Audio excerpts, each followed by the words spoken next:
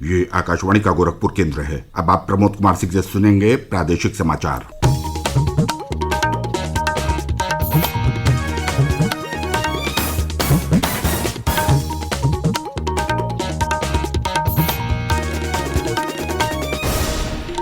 Bulletin में पहले मुख्य समाचार।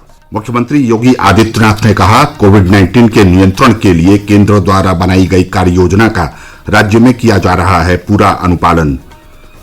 प्रधानमंत्री नरेंद्र मोदी पारदर्शी कराधान ईमानदार का सम्मान वेब पोर्टल का आज करेंगे शुभारंभ। भारत ने कोरोना के एक दिन में रिकॉर्ड 7,33,000 से अधिक नमूनों की जांच की। स्वस्थ होने की दर 70% से हुई अधिक। और प्रदेश में बाढ़ से 16 जिलों के 523 गांव प्रभावित। मुख्यमंत्री ने फसलों की क्षति का आकलन कर कृषि निवेश अनुदान का शीघ्र भुगतान करने के अधिकारियों को दिए निर्देश।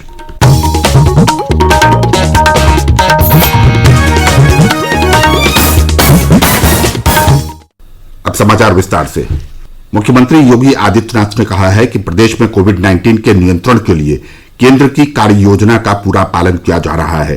उन्होंने कहा कि देश में सबसे बड़ी आबादी वाला प्रदेश होने के बावजूद हम संक्रमण रोकने में सफल हुए हैं। उन्होंने कहा कि फिर भी सतर्कता और बचाव अत्यंत आवश्यक है। मुख्यमंत्री कल गोरखपुर में बीआरडी मेडिकल कॉलेज का निरीक्षण कर रहे थे। उन्होंने कहा कि प्रदेश में सभी जनपदों में 500 से अधिक लेवल 1, लेवल 2 के 77 और लेवल 3 के 26 हॉस्पिटल कार्यरत हैं। मुख्यमंत्री ने बीआरडी मेडिकल कॉलेज में बाल भवन संस्थान को 300 बेड के नए कोविड हॉस्पिटल में परिवर्तित करने के निर्देश दिए। उन्होंने कहा कि इस समय प्रदेश में 1 लाख कोरोना जांच प्रतिदिन की जा रही है। प्रधानमंत्री नरेंद्र मोदी आज पारदर्शी कराधान ईमानदार का सम्मान वेब पोर्टल का शुरुआत करेंगे। प्रत्यक्ष कर सुधारों की दिशा में सरकार के महत्वपूर्ण उपायों के अंतर्गत इस पोर्टल का शुभारंभ वीडियो कॉन्फ्रेंस के जरिए होगा।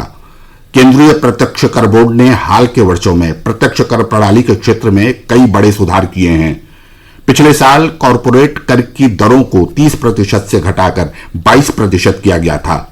नई विनिर्माण इकाइयों पर कर की दर 15% कर दी गई। लाभांश वितरण कर को समाप्त कर दिया गया है।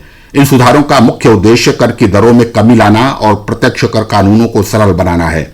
लंबित कर विवादों के समाधान के लिए प्रत्यक्ष कर विवाद से विश्वास अधिनियम 2020 लाया गया।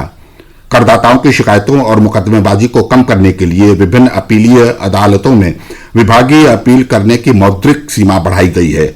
डिजिटल लेन देन और भुगतान के इलेक्ट्रॉनिक माध्यमों को बढ़ावा देने के लिए कई उपाय किए गए हैं।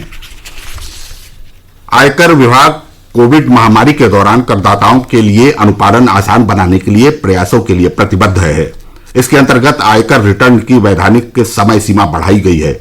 लोगों के पास नकदी बढ़ाने के लिए कर रिफंड की प्रक्रिया में भी अत्यधिक तेजी लाई गई है। पारदर्शी कराधान ईमानदार का सम्मान वेब पोर्टल शुरू होने से कर सुधारों की प्रक्रिया को आगे बढ़ाने में मदद मिलेगी।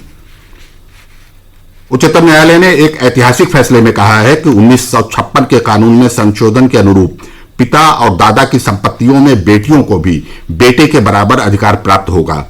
न्यायमूर्ति अरुण मिश्रा, एस अब्दुल नजीर और एम.आर. शाह ने हिंदू उत्तराधिकार कानून में संशोधन के संबंध में उच्चतम न्यायालय की विरोधाभासी व्याख्या के कारण पैदा हुए भ्रम को दूर करते हुए कहा कि पिता जीवित हों अथवा न हों, लेकिन 9 सितंबर 2005 के पहले जन्मी बेटियां भी संपत्ति में बराबर की हकदार हैं।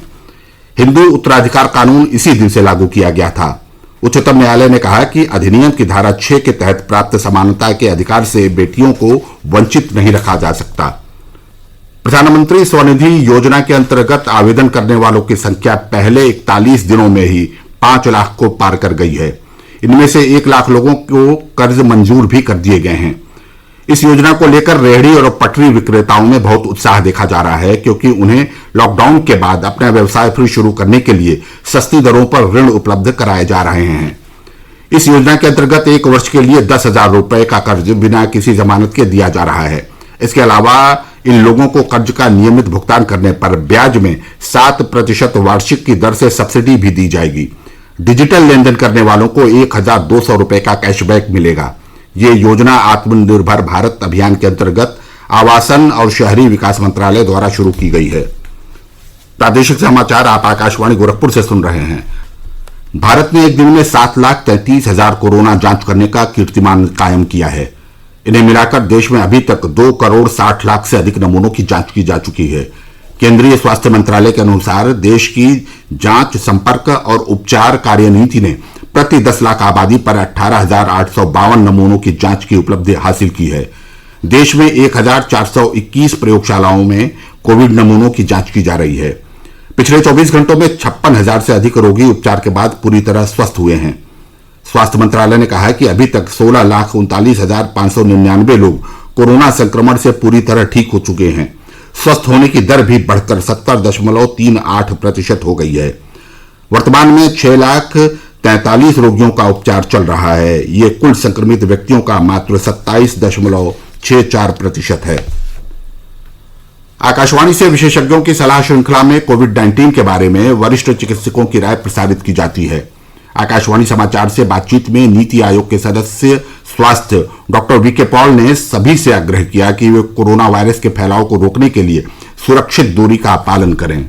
अपने बुजुर्गों को ख्याल रखना, अलग रखना, दूरी बनानी, लेकिन सोशली उनको, इमोशनली उनको दूर नहीं करना, और इसी तरह से जो दूरी बनानी है अपने कोवर्कर के साथ में, जहां हम जा रहे हैं, जहां हम खड़े हो रहे हैं, लाइन में खड़े हो रहे हैं, शॉप पे है, वर्क प्लेस पे है, बहुत जरूरी है। और साथ साथ मैं ये भी याद दिलाऊंगा कि हमें बार बार अपने हाथ भी धोने हैं या हैंड को सैनिटाइज करना है।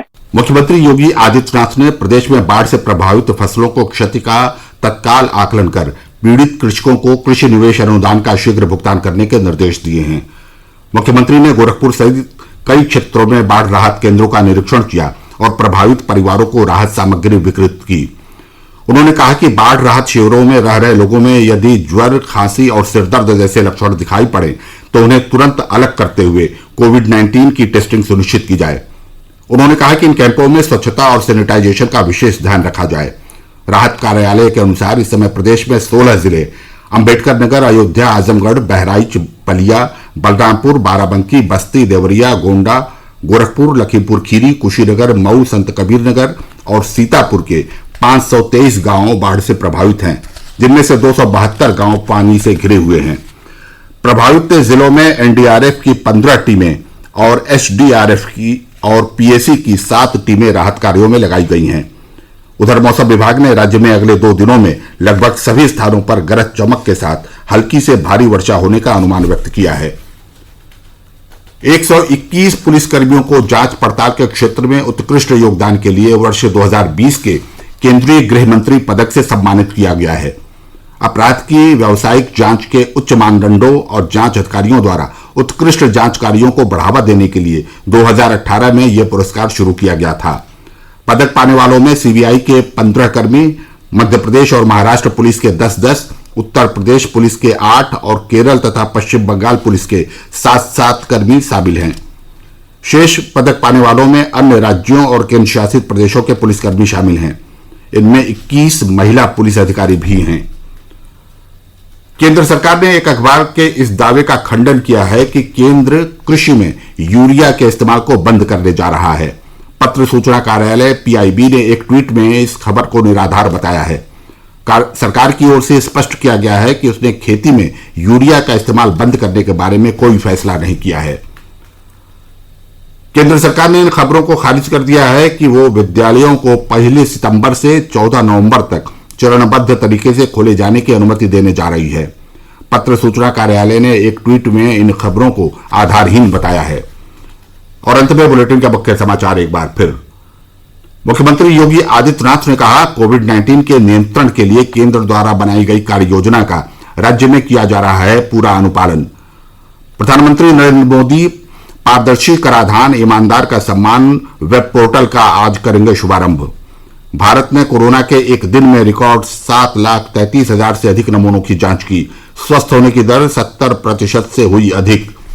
प्रदेश में बाढ़ से 16 जिलों के 523 गांव प्रभावित। मुख्यमंत्री ने फसलों की क्षति का आकलन कर कृषि निवेश अनुदान का शीघ्र भुगतान करने के अधिकारियों को दिए निर्देश।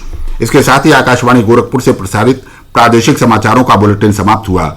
नमस्कार।